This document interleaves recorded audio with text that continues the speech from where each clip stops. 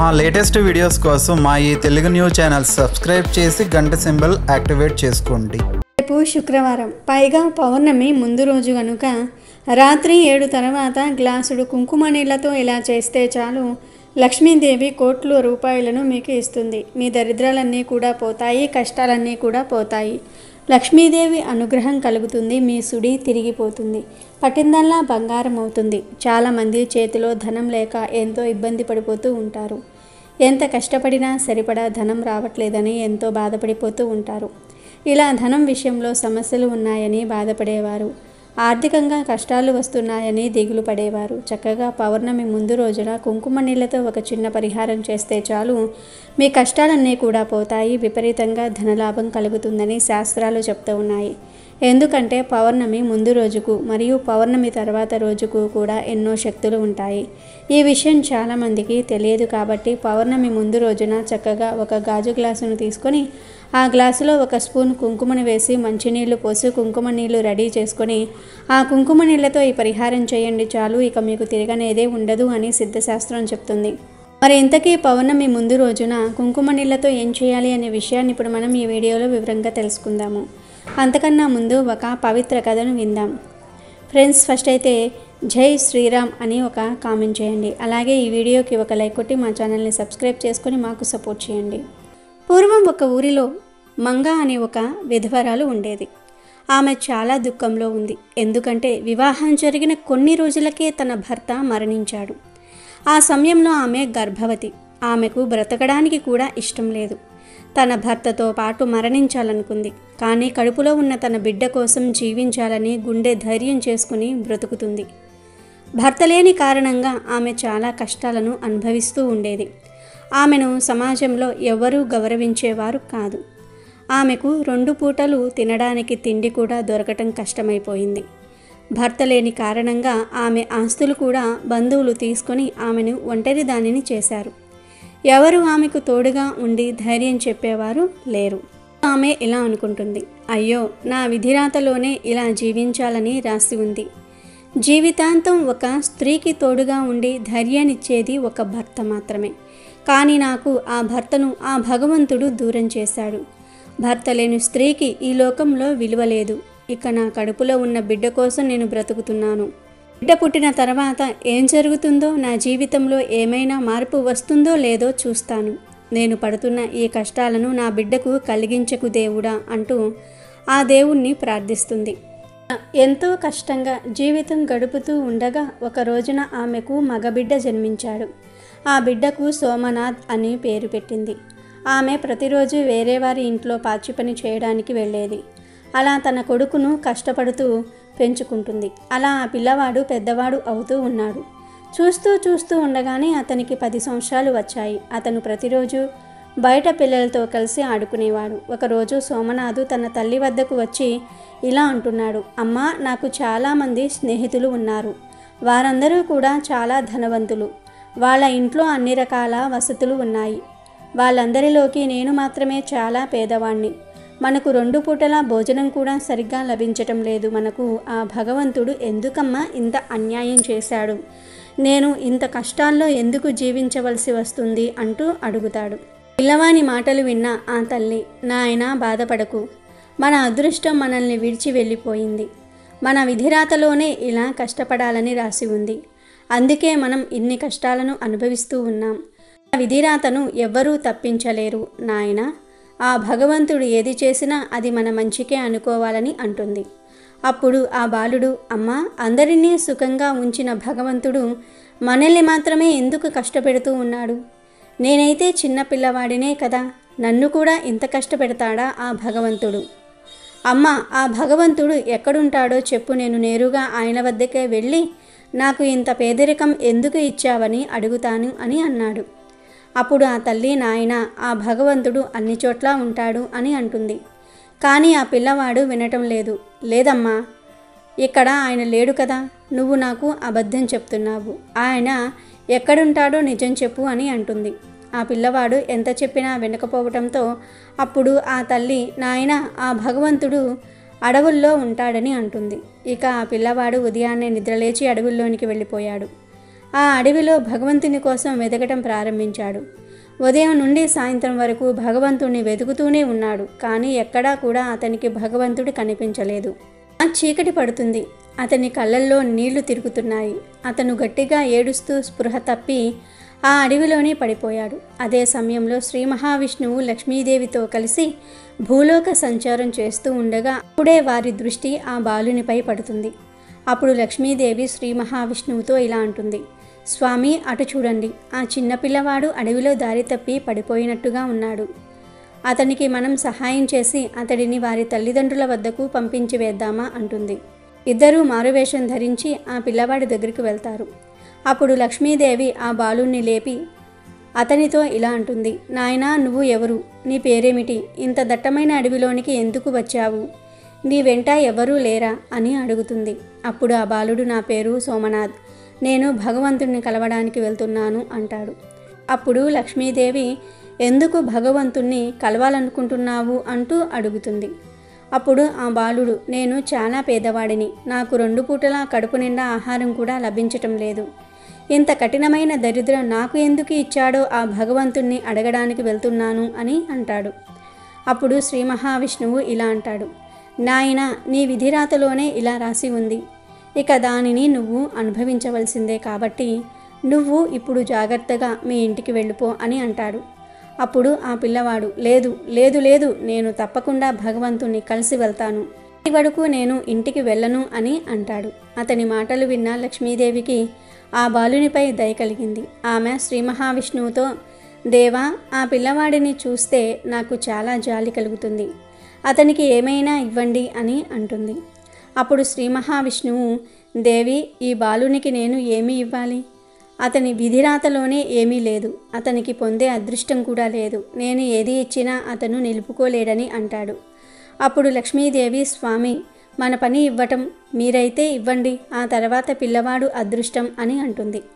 అప్పుడు శ్రీ మహావిష్ణువు ఆ పిల్లవానికి ఒక వజ్రాల హారం ఇస్తూ, నాయనా ఇది వజ్రాల హారం, దీనిని తీసుకొని నీ దరిద్రాన్ని పోగొట్టుకొని సుఖంగా జీవించు అని అంటాడు. దానితో ఆ పిల్లవాడు ఎంతో సంతోషంగా ఆ వజ్రాల హారాన్ని తీసుకొని ఇంటికి తిరిగి వెళ్తూ ఉండగా అదే సమయంలో అతనికి మూత్రం రావటంతో ఆ హారాన్ని ఒక బండరాయిపై ఉంచి పక్కకు వెళ్తాడు. అప్పుడే ఒక పక్షి వచ్చి ఆ హారాన్ని తన నోటితో పట్టుకొని ఎగిరిపోయింది. అతడు తిరిగి వచ్చి చూస్తూ ఉండగానే ఆ పక్షి చాలా దూరం వెళ్ళిపోయింది. ఆ పిల్లవాడికి చాలా బాధ కలిగింది. గట్టిగా ఏడుస్తూ ఆ హారాన్ని ఇచ్చిన శ్రీ మహావిష్ణువు వైపుకు పరుగులు తీశాడు. వాళ్ళు దేవుళ్ళని అతనికి ఏమీ తెలియదు. వాళ్ళ దగ్గరకు చేరుకుని ఏడుస్తూ, చూడండి మీరు ఇచ్చిన వజ్రాల హారం ఒక పక్షి ఎత్తుకుపోయిందని అంటాడు. ఇప్పుడు వాళ్ళిద్దరూ, నాయనా మేము ఇవ్వవలసింది నీకు ఇచ్చేశాము, నీవు దానిని నిలుపుకోలేకపోయావు, ఇప్పుడు నువ్వు బ్రహ్మదేవుని వద్దకు వెళ్ళి ఆయననే అడుగు అని అంటారు. అప్పుడు ఆ బాలుడు, అయితే ఆ బ్రహ్మదేవుడు ఎక్కడ ఉంటాడు అని అడుగుతాడు. నాయన నువ్వు ఇంకా కొద్దిగా ముందుకు వెళ్ళి పిలిస్తే ఆయన పలుకుతాడు అంటూ ఆ పిల్లవాడికి బ్రహ్మదేవుని చూసేలాగా వరమిస్తారు. బ్రహ్మదేవుడికి కూడా ఆ బాలునికి దర్శనం ఇవ్వమని ఆదేశిస్తారు. ఆ బాలుడు శ్రీ మహావిష్ణువు చెప్పిన దారిలోనే వెళ్తాడు, బ్రహ్మదేవుణ్ణి పిలుస్తాడు. వెంటనే బ్రహ్మదేవుడు ప్రత్యక్షమై, నాయనా ఏం కావాలి, ఎందుకు నన్ను పిలిచావు అంటూ అడుగుతాడు. అప్పుడు ఆ బాలుడు, దేవా నేను చాలా పేదవాణ్ణి, మీరు నా జీవితాన్ని మార్చి నాకు మంచి సుఖమైన జీవితాన్ని ప్రసాదించండి అంటూ వేడుకుంటాడు. అప్పుడు ఆ బ్రహ్మదేవుడు, నాయన నీ విధిరాతలో అంతా దుఃఖమే నిండి ఉంది, నీకు అదృష్టం సుఖం లేనే లేదు, నేను నీకు ఏమీ ఇవ్వనని అంటాడు బ్రహ్మదేవుడు. అప్పుడు ఆ బాలుడు, లేదు నాకు మీరు తప్పకుండా ఏదో ఒక సహాయం చేయాలి, లేదంటే నేను ఇక్కడి నుండి వెళ్ళను అని అంటాడు. అప్పుడు బ్రహ్మదేవుడు ఆ బాలునికి ఒక బంగారపు ఉంగరం ఇచ్చి, దీనిని తీసుకుని జాగ్రత్తగా ఇంటికి వెళ్ళిపో అని అంటాడు. అప్పుడు ఆ బాలుడు ఆనందంగా ఉంగరాన్ని తీసుకొని వెళ్తూ ఉంటాడు. అదే సమయంలో అతనికి విపరీతమైన దాహం వేస్తుంది. కొద్దిగా ముందుకు వెళ్ళగానే అతనికి ఒక నది కనిపిస్తుంది. నీటిని త్రాగుదామని ఆ నదిలోనికి వంగుతాడు. అదే సమయంలో అతని జేబులో ఉన్న బంగారపు ఉంగరం ఆ నదిలో పడిపోతుంది. చూస్తూ ఉండగానే ఒక చేప వచ్చి ఆ ఉంగరాన్ని మింగేస్తుంది. అది చూసి అతనికి చాలా బాధ కలిగింది. ఏడుస్తూ తన ఇంటికి చేరుకుని తన తల్లితో ఇలా అంటాడు, అమ్మా నేను దేవుణ్ణి అడుగుదామని అడవిలోనికి వెళ్తే ఎవరో ఇద్దరు వచ్చి నాకు ఒక వజ్రాల హారాన్ని ఇచ్చారు. దానిని తీసుకుని వస్తూ ఉండగా దానిని ఒక పక్షి ఎత్తుకుపోయింది. ఆ తర్వాత నేను బ్రహ్మదేవుని వద్దకు వెళ్తే ఆయన ఒక బంగారపు ఉంగరాన్ని ఇచ్చాడు. అది కూడా నదిలో పడిపోయింది. దానిని ఒక చేప మింగివేసింది. అమ్మా, నా అదృష్టం కొద్దిసేపట్లో మారిపోయేది, కానీ నా అజాగ్రత్త వల్ల అంతా దూరమైపోయిందని అంటాడు. ఆ తల్లి, నాయనా, నువ్వేమైనా కలగన్నావా? ఏదో ఒకటి ఊహించుకొని అంతా పిచ్చి పిచ్చిగా మాట్లాడుతూ ఉన్నావు. నీకు దేవుడు కనిపించి వరం ఇవ్వటం ఏంటి? అలా ఏమీ జరగదు. నువ్వు వెళ్ళి ఆడుకో అని అంటుంది. తన తల్లి తాను చెప్పింది నమ్మకపోవటంతో అతనికి ఆశ్చర్యం కలిగింది. తనకు బ్రహ్మదేవుడు కనిపించింది తన తల్లికి ఎలాగైనా సరే నిరూపించుకోవాలనుకున్నాడు. మరుసటి రోజు ఉదయాన్నే నిన్న బ్రహ్మదేవుణ్ణి కలుసుకున్న చోటుకు వెళ్ళి ఆయనను పిలుస్తాడు. వెంటనే బ్రహ్మదేవుడు ప్రత్యక్షమవుతాడు. దేవా, మీరు నాకు ఇచ్చిన ఆ బంగారపు ఉంగరం నదిలో పడిపోయింది. దానిని ఒక చేప మింగివేసింది. ఇక మీరు ఇంకేదైనా ఇచ్చి నా జీవితాన్ని మార్చండి. ఈసారి నేను దానిని చాలా జాగ్రత్తగా ఇంటికి తీసుకువెళ్తానని అంటాడు. అప్పుడు ఆ బ్రహ్మదేవుడు, ఇక నీకు సహాయం చేయటం నా వల్ల కాదు. నిన్ను ఒక చోటుకి తీసుకువెళ్తాను. ఆయన నీకు తప్పకుండా సహాయం చేస్తాడంటూ ఆ బాలుణ్ణి నేరుగా మహాశివుడి వద్దకు తీసుకువెళ్తాడు. అప్పుడు మహాశివుడితో, బ్రహ్మదేవా, ఈ బాలుని విధిరాతలో సుఖం లేదు, కానీ మీరేదైనా ఇతనికి సహాయం చేయండి. నేను సహాయం చేసినా అది ఫలించటం లేదని అంటాడు. అప్పుడు మహాశివుడు అతనికి ఒక వజ్రాల మూటను ఇచ్చి, నాయనా, నువ్వు దీనిని తీసుకుని ఆనందంగా జీవించు అని అంటాడు. ఆ వజ్రాల మూటను తీసుకుని ఆనందంగా బ్రహ్మదేవుని సహాయంతో ఊరికి చేరుకుంటాడు సోమనాథుడు. ఆ వజ్రాలను అమ్మ చూస్తే చాలా ఆనందిస్తుందంటూ ఇంటికి చేరుకుంటాడు. కానీ ఆ సమయంలో ఇంట్లో అమ్మ లేదు, పనిచేయడానికి బయటికి వెళ్ళింది. అతను ఆ మూటను ఒక చెంబులో ఉంచి అమ్మను తీసుకురావడానికి బయటికి వెళ్తాడు. అదే సమయంలో వారి ఊళ్ళో దొంగలు పడి ఆ వజ్రాల మూట పెట్టిన ఆ చెంబును ఎత్తుకుని వెళ్ళిపోతారు. ఇక తల్లికి అన్నీ చెప్పి ఇంటికి తీసుకువచ్చి చూడగా అక్కడ వజ్రాల మూట లేదు. అమ్మా, నిజంగా నాకు వజ్రాలు లభించాయి, కానీ దానిని ఎవరో ఎత్తుకుపోయారు అని అంటాడు. అప్పుడు ఆ తల్లి, నువ్వు రోజు ఏదో ఒక కథ చెప్తూ ఉంటావు, ఏదేదో ఊహించుకుంటూ ఉంటావు. మన అదృష్టమే బాగాలేదు, మన జీవితంలో దుఃఖమే రాసిపెట్టి ఉందని అంటుంది. అతనికి చాలా నిరాశ కలిగింది. మరుసటి రోజు మళ్ళీ బ్రహ్మదేవుని దగ్గరికి చేరుకుని, దేవా, నేను ఆ వజ్రాల మూటను ఇంట్లో పెట్టి నేను మా అమ్మ కోసం బయటకు వెళ్ళి వచ్చి చూసేసరికి ఆ వజ్రాలు కనిపించలేదు. అవి ఏమైపోయాయో నాకు అర్థం కావటం లేదని అంటాడు. అప్పుడు బ్రహ్మదేవుడు, నాయనా, ఇక నీ అదృష్టాన్ని మార్చటం మా వల్ల కాదు. నేను, మహావిష్ణువు, మహాదేవుడు ముగ్గురం కూడా ఏమీ చేయలేకపోయాం. మేము సహాయం చేసినా అది నీకు లభించటం లేదు. అసలు నీకు అదృష్టమే లేదని అంటాడు. అప్పుడు ఆ బాలుడు, దేవా, మరి నేను ఏం చెయ్యాలి? ఏం చేస్తే నా జీవితం మారుతుంది అని అంటాడు. ఏం చేస్తే నా జీవితం మారుతుంది అని అడుగుతాడు. అప్పుడు ఆ బ్రహ్మదేవుడు, నాయనా, నువ్వు రేపటి నుండి మీ ఊళ్ళో ఉన్న మహాశివుని మందిరానికి వెళ్ళు. ఎందుకంటే ప్రతిరోజు ఆ మహాశివుని మందిరానికి అదృష్ట దేవత వస్తుంది. అక్కడే నీ దుఃఖం, నీ దరిద్రం తొలగిపోతాయని, అదృష్టం కలుగుతుందని అంటాడు. అప్పుడు ఆ బాలుడు, దేవా, నేను అక్కడికి వెళ్ళి ఏం చేయాలి అని అడుగుతాడు. నువ్వు వెళ్ళి ఆ మహాశివుణ్ణి ప్రార్థించు, ఆయనకు సేవలు చెయ్యి, ప్రతిరోజు ఆయనను దర్శించుకో అని అంటాడు బ్రహ్మ. ఆ పిల్లవాడు ఈసారి నిరాశతో తిరిగి తన ఇంటిని చేరుకున్నాడు. ఇక మరునాడు ఉదయాన్నే బ్రహ్మదేవుడు చెప్పినట్టుగా మహాశివుని మందిరానికి చేరుకొని ఆయనను దర్శించుకుని అక్కడే కూర్చుండిపోయాడు. ఇక సాయంత్రానికి ఇంటికి తిరిగి వచ్చేశాడు. మళ్ళీ మరుసటి రోజు మందిరానికి వెళ్ళి ఆయనను దర్శించుకొని తిరిగి సాయంత్రం ఇంటికి వచ్చేశాడు. ఇలా రోజులు గడిచిపోతూ ఉన్నాయి. ఆ బాలుణ్ణి చూసి మహాశివుడికి జాలి కలిగింది. దాంతో ఆ మహాశివుడు అదృష్ట దేవతో ఇలా అంటున్నాడు, దేవి, నువ్వు తలుచుకుంటే ఎవరి అదృష్టాన్ని అయినా మార్చగలవు. విధిరాతలో లేని అదృష్టాన్ని నువ్వు ప్రసాదించగలవు. ఆ పిల్లవాడు ప్రతిరోజు నా మందిరానికి వచ్చి నిరాశతో వెనక్కి తిరిగి వెళ్ళిపోతూ ఉన్నాడు. నువ్వు అతనికి కొంచెం అదృష్టాన్ని ప్రసాదించి అతని జీవితాన్ని మార్చు అని అంటాడు.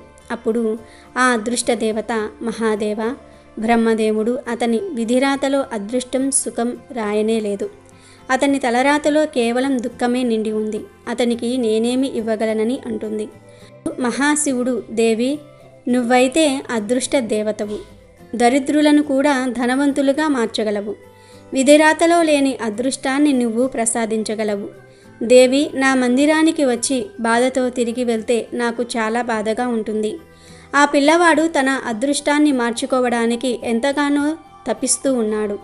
తన తల్లిని సుఖంగా ఉంచాలి అనుకుంటున్నాడు. నువ్వు అతనిపై దయ చూపించని అంటాడు.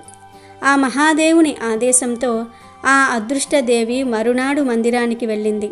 అక్కడ బాలుణ్ణి చూసి అతని పక్కన ఒక బంగారపు నాణ్యాన్ని ఉంచింది. ఆ బంగారు నాణ్యం చూసి అతనికి చాలా ఆనందం కలిగింది. దానిని తీసుకుని వెళ్ళి జాగ్రత్తగా తన తల్లికి ఇస్తూ జరిగిందంతా కూడా చెప్పాడు. ఆ దేవుడు మనపై దయ తలచాడంటూ ఆ తల్లి ఆ బంగారపు నాణ్యంతో చిన్న వ్యాపారం చేయాలనుకుంది. మరుసటి రోజు ఆ నాణ్యాన్ని ధనంగా మార్చి చేపల వ్యాపారం మొదలుపెట్టింది.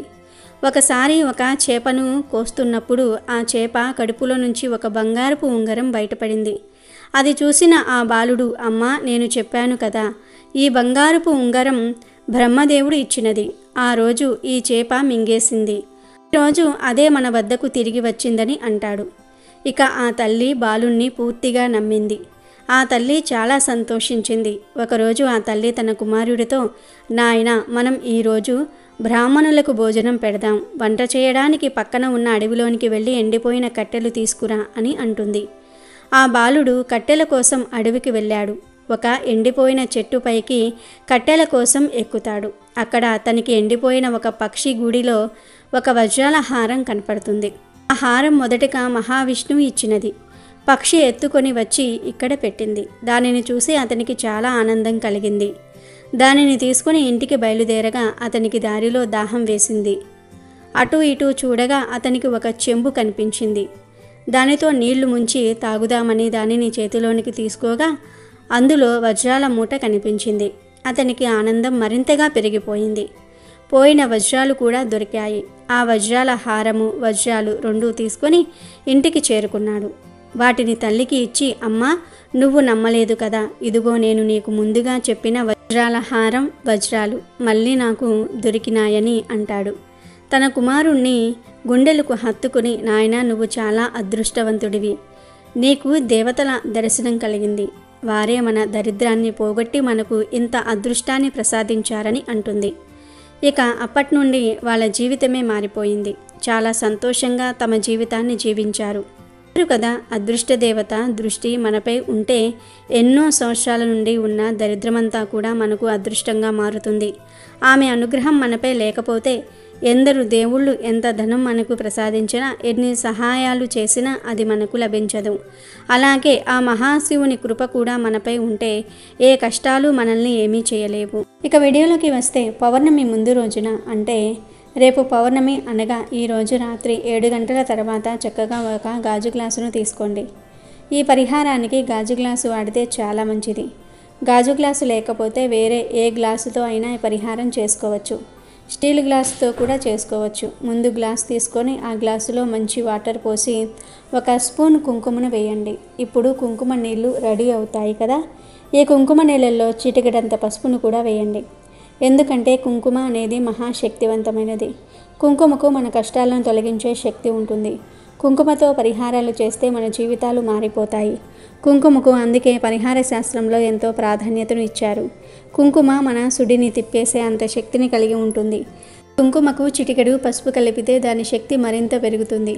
కనుక కుంకుమ నీటిలో చిటికెడు పసుపును కలపండి. ఆ తర్వాత 5 మిరియాలను తీసుకోండి. ఎందుకంటే మిరియాలు కూడా చాలా పవర్ను కలిగి ఉంటాయి.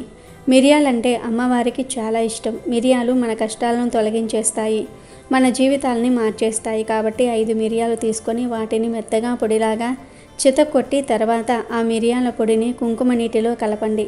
ఇలా కుంకుమ నీళ్ళని రెడీ చేసుకున్న తర్వాత ఈ నీటిని తీసుకుని మీ ఇంటి బయటకు అంటే మెయిన్ డోర్ బయటకు వచ్చేయండి. మీ ఇంటి యజమాని ఎవరైతే ఉన్నారో ఆ యజమానిని గుమ్మానికి ఎడమవైపు కూర్చోబెట్టండి. తర్వాత ఈ కుంకుమ నీటితో యజమాని తల చుట్టూ 3 సార్లు సవ్య దిశలో 3 సార్లు అపసవ్య దిశలో దిష్టి తీసినట్లుగా తిప్పండి. ఒకవేళ ఇంటి యజమాని పరిహారం చేస్తే మీకు మీరుగా దిష్టి తీసుకోవచ్చు. ఇలా దిష్టి తీసేసిన తర్వాత ఆ కుంకుమ నీళ్లను మీ గుమ్మానికి కుడివైపున పెట్టి వదిలివేయండి. రాత్రంతా అలా వదిలేయాలి, కదపకూడదు. మళ్ళీ మరునాడు ఉదయాన్నే ఈ గ్లాసును తీసేసి ఆ నీటిని ఏదైనా ఒక పిచ్చి చెట్టు మొదట్లో పోసేయండి, లేదా మర్రి చెట్టు మొదట్లో అయినా పోసుకోవచ్చు. పౌర్ణమి ముందు రోజున ఇలా కుంకుమ నీళ్ళతో ఈ చిన్న పరిహారం చేసుకుంటే లక్ష్మీదేవి సంపూర్ణ అనుగ్రహం కలుగుతుంది. దరిద్రమంతా కూడా పోతుంది. దరిద్రాలన్నీ కూడా వదిలిపోతాయి. ధన సమస్యలు పోతాయి. ధనలాభం కలుగుతుంది. కాబట్టి మీరు కూడా పౌర్ణమి ముందు రోజు కుంకుమ నీళ్లతో ఈ పరిహారం చేసి మంచి శుభ ఫలితాలను పొంది అష్టైశ్వర్యాలతో ఆనందంగా జీవించండి. అమెజాన్లో బెస్ట్ డిస్కౌంట్స్ కోసం వీడియో డిస్క్రిప్షన్లో లింకు ఉంది, చూడండి. అలాగే మా టెలిగ్రామ్ ఛానల్ సబ్స్క్రైబ్ చేసుకోండి.